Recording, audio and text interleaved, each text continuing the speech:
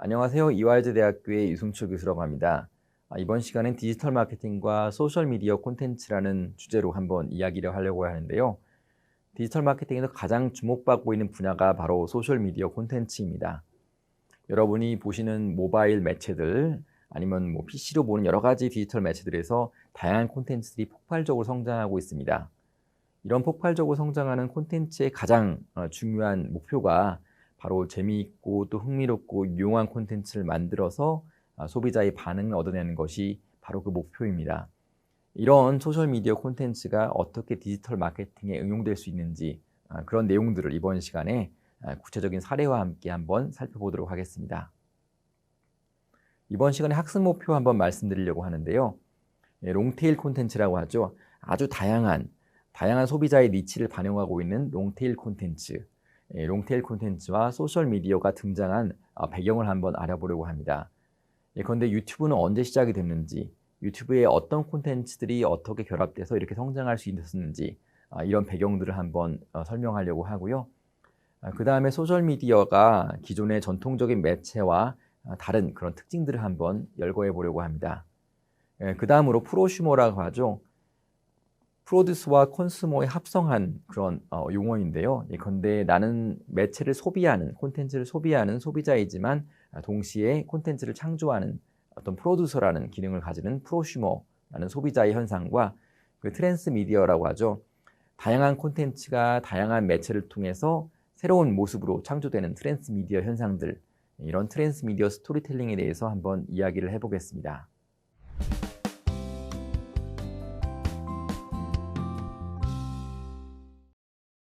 일단 첫 번째로 롱테일 콘텐츠라는 개념이 상당히 중요합니다.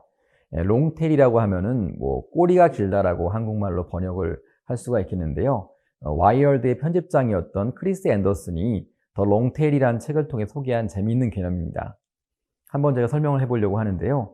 과거에는 그 머리가 이렇게 높았습니다. 여기 도표에서 보시는 것처럼 과거에는 우리가 TV를 상당히 오래 봤고요. 또 잡지나 신문들을 상당히 오래 보았는데요. 그러다 보니까 독점적인 몇 가지 미디어에 쏠리는 현상들이 있습니다. 그런 의미에서 이제 머리가 높다라고 볼 수가 있겠는데요. 지금은 가면 갈수록 꼬리 부분이 길어지고 있습니다. 그 이유는 뭐냐면은 사람들이 여러 가지 채널들을 동시다발적으로 소비하고 있고요. 그 채널들의 종류와 그 유형도 상당히 많아지고 있기 때문에 그렇습니다. 여러분들이 한번 그 핸드폰을 열어보시게 되면요. 여러분이 보는 유튜브나 네이버나 카카오의 내용들이 다른 친구들이 보는 것과는 전혀 다른 것을 알 수가 있는 것인데요. 이것을 이 롱테일 현상을 반증하고 있다고 볼 수 있겠습니다. 그렇다 보니까 꼬리들은 계속 길어지고 있고요. 마케터 입장에서 이런 것들이 어떤 영향을 줄까요? 네, 상당히 힘든 거죠. 꼬리가 길다 보니까 많은 소비자한테 동시다발적으로 호응을 얻을 수 있는 콘텐츠를 만드는 게 일단 어려워졌고요. 두 번째는 많은 채널들을 통해서 소비자를 만나는 것 자체가 상당히 도전적이 되었다라고 이해할 수가 있겠습니다. 우리가 알고 있는 그 정치 철학자죠. 마키아벨리가 이런 얘기를 했습니다. 세상에서 가장 무서운 것은 가난도, 병도, 걱정도 아니다. 그것은 바로 생애에 대한 권태다라고 이야기를 했는데요. 상당히 멋진 표현입니다. 보시면은 이렇게 사람들은 그 뭔가 재미있는 것, 흥미로운 것, 콘텐츠의 열망이 상당히 높은데요. 그런데 그 열망이 과거에도 높았지만 지금은 정말 극대화되었다고 이야기를 할 수가 있겠습니다. 우리가 알고 있는 매슬로우의 욕구 발달 5가지 이론의 삼각형을 보게 되면요. 이 사람은 생존의 욕구가 있고요. 그 다음에 안전의 욕구, 소속감에 대한 욕구, 그 다음 자존감에 대한 욕구, 마지막으로 자아실현의 욕구의 피라미드를 보여주고 있습니다. 재미있는 부분은 이 이론에 의하면은 하위 욕구가 충족이 되면 상위 욕구로 욕구의 전환이 이루어지는데요. 요즘 소셜미디어 환경에서는 이런 욕구들을 미디어를 통해서 해소하고 있다는 것이 상당히 재미있습니다. 그런데 우리가 먹방이나 술방이라고 하는 음식을 먹는 채널을 보면서 생리적인 욕구나 이런 것들을 해소하고 있고요. 다른 채널을 통해서 이제 여러 가지 그 사회적 소속감에 대한 욕구를 충족하고 있기도 합니다.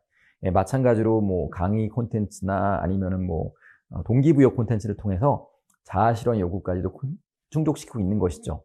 이와 같이 욕구 충족이 동시다발적으로 또 미디어 콘텐츠를 통해서 이루어지고 있다는 것에 여러분들이 주목해야 합니다. 자, 그러면은 사례를 좀 이야기해 볼까요? 롱테일 콘텐츠에 대해서 여러분들이 충분히 이해하고 있다고 생각하는데요. 이 콘텐츠의 꼬리가 길어지다 보니까 창작자 입장에서, 그러니까 크리에이터 입장에서는 더 새로운 콘텐츠를 만들 수 없을까? 어떻게 하면 사람들의 호응을 가져올 수 있을까를 고민하기 시작했고요. 그러다 보니까 극단적으로 새로운 콘텐츠 만드는데 혈안이 되어 있습니다. 예컨대 뭐 최근에 문제가 좀 되기도 했었죠. 왜냐하면 어린이들이 따라서 먹고 이렇게 되면 상당히 위험할 수가 있기 때문에. 그런데요. 뭐 공구 모양의 캔디를 만든달지, 아니면 보기에 보면 딱풀처럼 생겼는데 알고 보면 이제 먹을 수 있는 그런 음식이었다는 거. 아니면은 뭐 요즘 여러분들이 많이 접하겠지만은 회사를 그만두는데 콘텐츠를 만들어서 퇴사 브이로그, 뭐 퇴사 콘텐츠를 만들랄지, 이렇게 콘텐츠를 새롭게 만들려고 하고 있고요. 그러다 보니까 마케터 입장에서 어떤 콘텐츠를 소비자가 좋아할 수 있을지, 어떤 콘텐츠가 소비자의 그런 콘텐츠에 대한 욕구를 충족시킬 수 있을지에 대해서 진지하게 고민하고 있는 상황입니다.